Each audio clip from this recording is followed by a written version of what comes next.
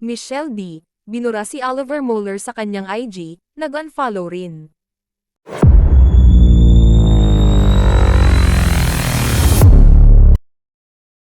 Binura na ni Michelle D ang mga larawan ni Oliver Mueller sa kanyang Instagram account at ayon sa mga matanglawin na netizens ay in-unfollow din ito ng beauty queen. Usap-usapan ngayon ng mga marites na ini-unfollow ni Michelle D si Oliver Mueller sa Instagram at deleted na rin ang larawan na magkasama silang dalawa. Sa Instagram account ni Michelle, pansin agad ng mga matanglawin na netizens na nag-unfollow na ang beauty queen sa abogadong kanyang nakadate matapos dahil sa Especially For You segment ng It's Showtime. Wala na rin umano ang larawan kung saan magkasama ang dalawa pero hindi naman binura ni Michelle ang video ng kanyang pagsalang sa naturang segment. Say ng mga netizens, OMG, deleted na ang pictures nila ni Oliver. Oo, deleted na ni Michelle.